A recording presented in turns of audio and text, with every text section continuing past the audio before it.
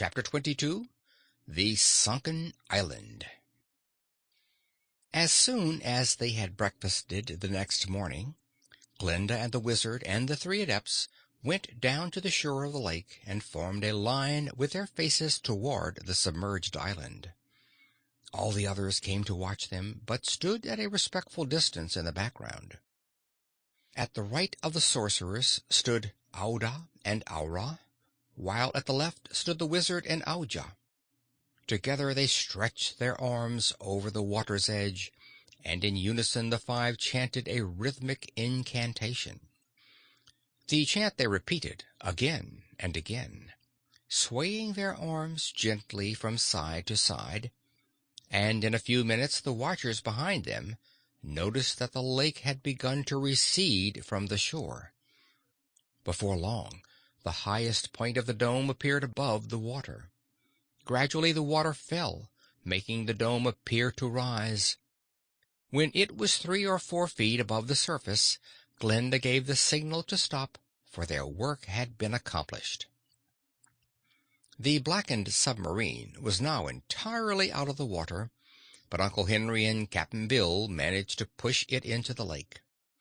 Glinda, the Wizard, Ervic, and the Adepts got into the boat, taking with them a coil of strong rope, and at the command of the sorceress the craft cleaved its way through the water toward the part of the dome which was now visible. "There's still plenty of water for the fish to swim in," observed the Wizard as they rowed along. "They might like more, but I'm sure they can get along until we have raised the island and can fill up the lake again."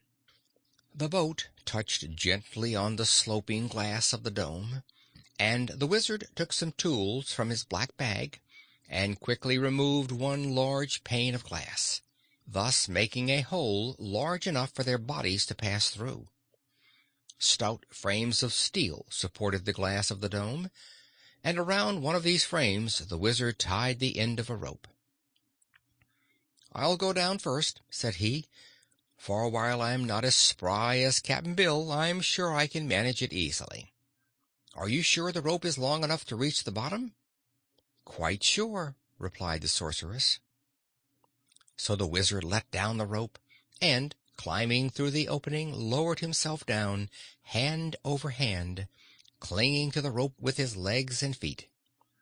Below, in the streets of the village, were gathered all the Skeezers, men, women, and children, and you may be sure that Ozma and Dorothy, with Lady Aurex, were filled with joy that their friends were at last coming to their rescue. The Queen's palace, now occupied by Ozma, was directly in the center of the dome, so that when the rope was let down, the end of it came just in front of the palace entrance. Several Skeezers held fast to the rope's end to steady it, and the Wizard reached the ground in safety. He hugged first Ozma and then Dorothy, while all the Skeezers cheered as loud as they could. The Wizard now discovered that the rope was long enough to reach from the top of the dome to the ground when doubled, so he tied a chair to one end of the rope and called to Glinda to sit in the chair while he and some of the Skeezers lowered her to the pavement.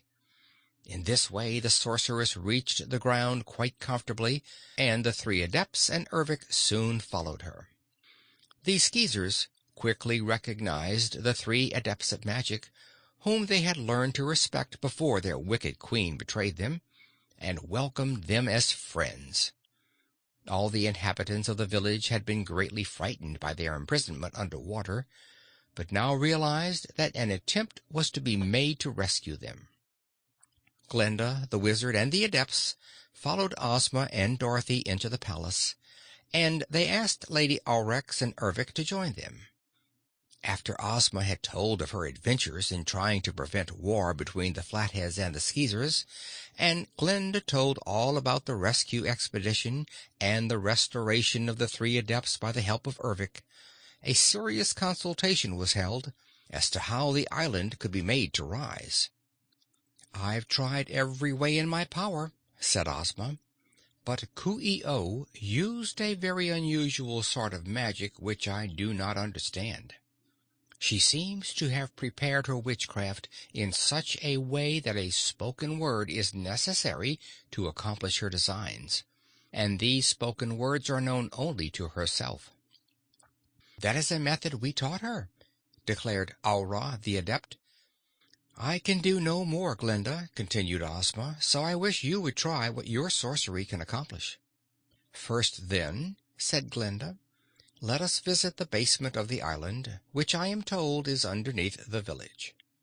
A flight of marble stairs led from one of Coo ee oh's private rooms down to the basement.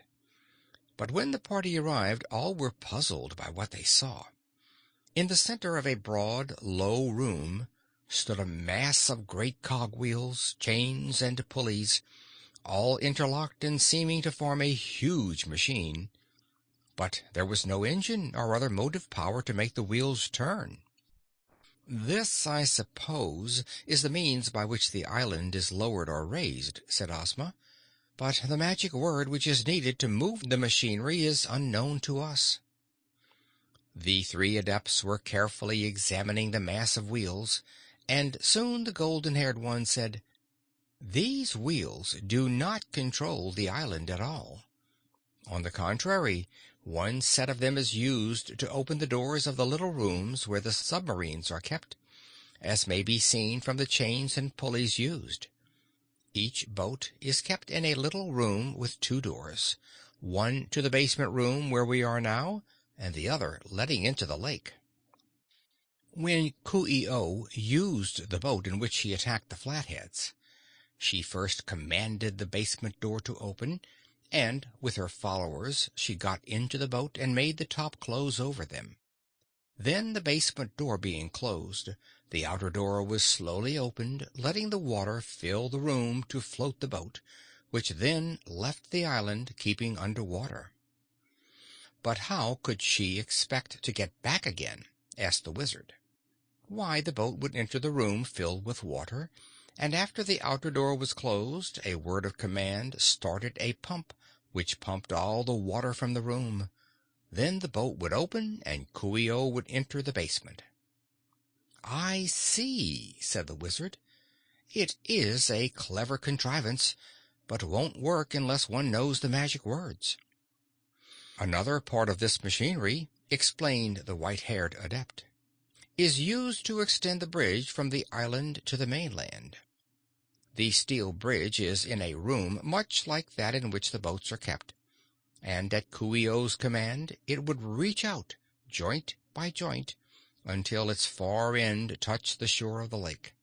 The same magic command would make the bridge return to its former position. Of course, the bridge could not be used unless the island was on the surface of the water." "But how do you suppose Coo ee oh managed to sink the island and make it rise again?" inquired Glinda. This the Adepts could not explain.